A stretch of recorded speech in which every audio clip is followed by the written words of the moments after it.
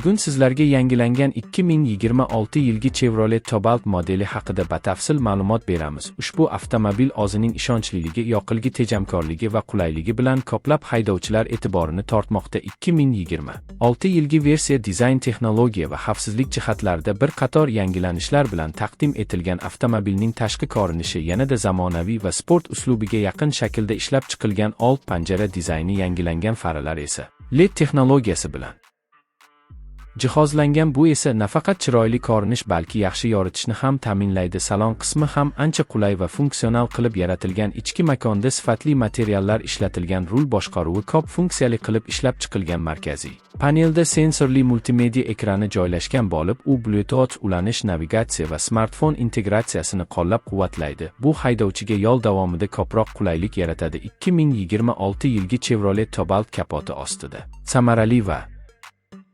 ishonchli dvigatel o'rnatilgan. Odatda u 5 litrli benzin dvigatel bilan taklif qilinadi. Ushbu dvigatel taxminan 106 ot kuchi ishlab chiqaradi va kundalik haydash uchun yetarli dinamikani ta'minlaydi. Avtomobil mexanik yoki avtomatik uzatmalar qutisi bilan tanlanishi mumkin. Yoqilg'i sarfi ham ancha tejamkor bo'lib, bu ko'plab foydalanuvchilar uchun muhim afzallik hisoblanadi. Xavfsizlik masalasiga ham katta e'tibor qaratilgan. Avtomobilda ABS tizimi, barqarorlik nazorati, havo yostiqchalari va orqa kamera kabi zamonaviy funksiyalar mavjud. Bu tizimlar haydovchi va yo'lovchilar xavfsizligini oshirishga yordam beradi. Bundan tashqari, avtomobil kundalik foydalanish uchun juda qulay. Bagaj hajmiga ega, orqa o'rindiqlar bukilganda yanada ko'proq joy hosil bo'ladi. Bu esa sayohat yoki xaridlar vaqtida juda foydali hisoblanadi. Rul boshqaruvi yengil, suspenziya esa notekis yo'llarda ham barqaror harakatni ta'minlaydi. Shuning uchun bu model ko'plab mamlakatlarda mashhur bo'lib bormoqda. Agar siz zamonaviy dizayn, ishonch